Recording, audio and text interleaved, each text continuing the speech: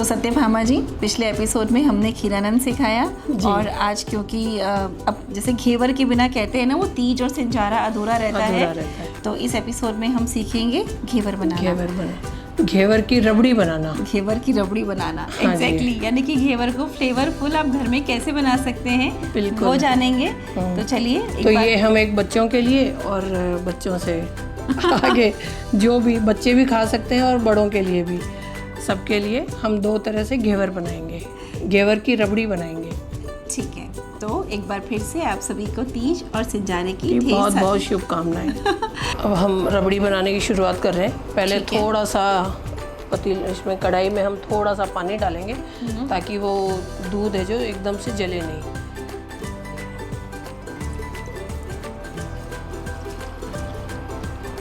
ठीक है, अभी तेज आंच पे हम इसको पकाएंगे एक बार। तो तकरीबन हमने तो यहाँ पे लिया है आधा लीटर दूध। ठीक है, तो देखिए तीज और सिंजारा राजस्थान के बहुत महत्वपूर्ण पर्व हैं और ये पर्व दिलों से जुड़े हुए होते हैं। आपने देखा होगा कि परंपरा होती है कि घेवर बहन बेटियों के यहाँ भिजवाए जाते हैं, सभी घरों में घेवर आता है। और अब तो ये हो गया है कि घेवर इजीली घर में भी काफ़ी लोग बनाने लगे हैं। छोटे छोटे से सांचे मिलते हैं घेवर के, और घेवर का हमने एक एपिसोड पहले आपके साथ शेयर कर रखा है। अगर आप घर में बनाना चाहती हैं तो वहाँ से रेसिपी देख सकती हैं। लेकिन क्योंकि ये होता है टाइम टेकिंग होता है थोड़ा सा, तो ये लगता है कि बाज़ार से ही ले आओ। तो अगर आप ला रही हैं तो बहुत सारे तरीके से आप उसको फ्लेवरफुल बना सकती हैं। तो इस तरह से बनाने के बाद आप ये घर में रैलिश करिए और इस पर्व को और भी खुशनुमा बनाइए, अच्छे से कपड़ों के साथ, अच्छी सी बातों के साथ। तो चलिए, मैं देख रही हूँ कि दूध यहाँ पे पकता जा रहा है, थोड़ा थोड़ा सा उसके अंदर है ना उबाल आता जा रहा है। तो चलिए एक बार देखते हैं कि इसमें आगे का प्रोसेस क्या करेंगे हम, क्योंकि एकदम ओरिजिनल और ऑथेंटिक रबड़ी बन रही है यहाँ पे। ठीक है, ये दूध में अच्छी तरह उबाल आ गया और इसको हम कंटिन्यूसली हिलाते हुए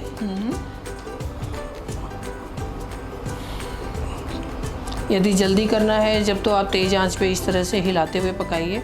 अदरवाइज़ थोड़ी स्लो आंच पे, मीडियम टू स्लो पे बीच बीच में हिलाते रहिए और चेक करते रहिए। तो इसमें उबाल तो आ चुका है सत्यभामा जी, अब हमें इसमें कुछ और करना है?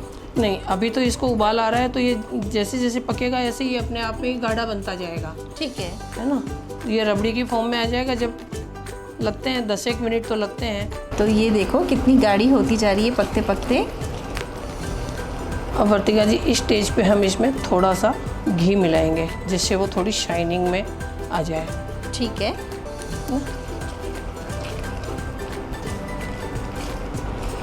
आप देख रहे हैं इस टाइम पे इसको आंच एकदम मंदी करके और कंटिन्यूसली हिलाना है, क्योंकि अब जैसे जैसे ये गाढ़ी होगी नीचे चिपकने न लग जाए, इसका हमें खास ध्यान रखना है।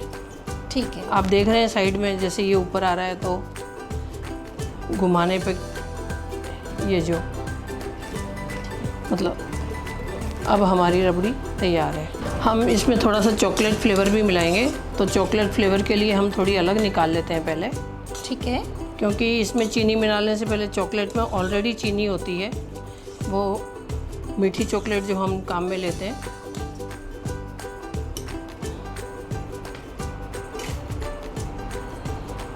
और अब इसमें हम चीनी मिलाएंगे। तो वर्तिका जी, जैसे 1 लीटर दूध लिया है तो करीब 100 ग्राम के करीब चीनी डलती है इसमें, है ना। हमने आधा लीटर दूध लिया है तो ये 50 ग्राम के करीब चीनी रहेगी। और इसमें इलायची का फ्लेवर,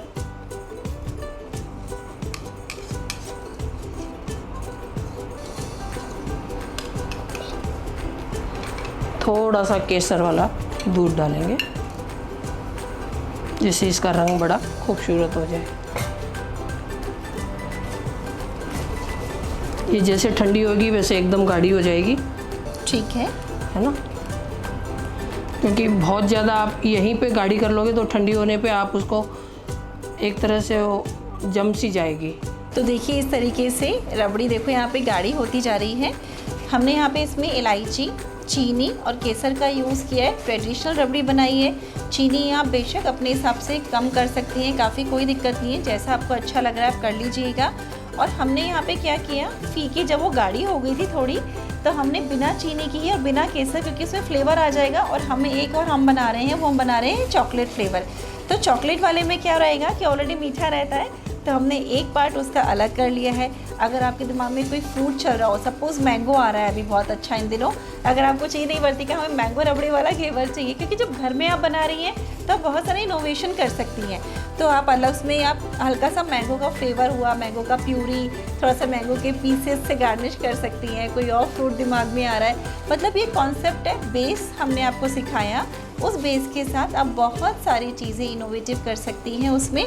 तो देखिए बातों ही बातों में यहाँ पे जो रबड़ी है केसर वाली, वो गाढ़ी हो चुकी है। तो आइए चलिए इसको थोड़ा सा हल्का ठंडा करेंगे, फिर घेवर पे स्प्रेड कर देंगे। और चॉकलेट वाले में क्या करना है आइए देखते हैं। प्रतिका जी, हम घेवर में एक चॉकलेट फ्लेवर ऊपर जो रबड़ी बना रहे हैं, तो उसमें हम पहले थोड़ा सा कोको पाउडर डालेंगे, करीब 1 चम्मच। ठीक है। और उसके साथ ही ये जो चॉकलेट सॉस है, ये करीब 1 बड़ा चम्मच ये मिलाएंगे।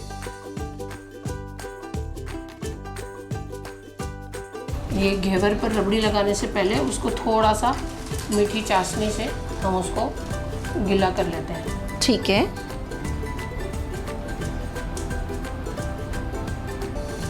ये हम चॉकलेट घेवर बना रहे हैं, तो ये चॉकलेट वाली रबड़ी है, ये इसके ऊपर डाल के। ठीक है। ये बच्चों को बहुत पसंद होती है।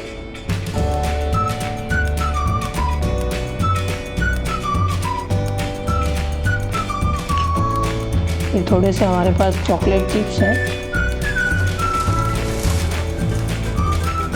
ठीक है। तो इस तरह से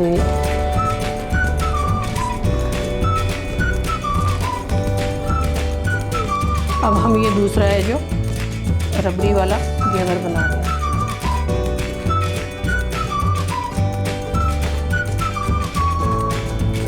अब बहुत मोटी लेयर न लगा के पतली पतली लेयर लगाएंगे तो ये बहुत स्वादिष्ट लगती है, खाने में भी मज़ा आता है।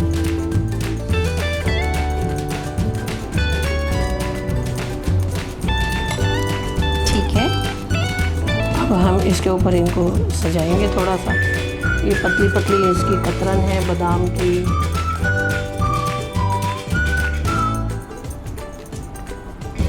और ये पिस्ता की कतरन है।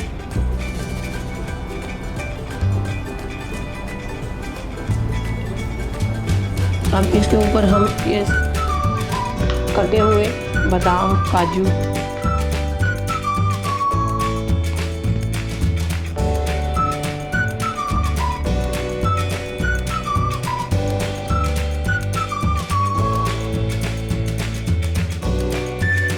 तो वर्तिका जी हमारी 2 तरह से घेवर तैयार है जी। बच्चों के लिए चॉकलेट फ्लेवर और बाकी सबके लिए। तो देखा कितना आसान है फ्लेवरफुल घेवर घर में बनाना। आराम से बनाइए, फ्रेश चीज़ें होती है, फ्रेश रबड़ी होती है और अपने हाथों से आपकी बनाई भी होती है। तो इसको हमने प्रेजेंट किया है कुछ ड्राई नट्स और साथ, और बच्चों के लिए स्पेशल सत्यभामा जी ने चॉकलेट फ्लेवर तैयार किया है। तो इसको आप क्या करिए, छोटे छोटे से पीसेस में काट के रख दीजिए, डाइनिंग पे रख दीजिए। भाई तीज है, सिंजारा है, तो आराम से सब एक एक बाइट लेते जाएंगे, घेवर का आनंद लेंगे। तो चलिए ये तीज और सिंजारे पे सत्यभामा जी की तरफ से आप सबके लिए।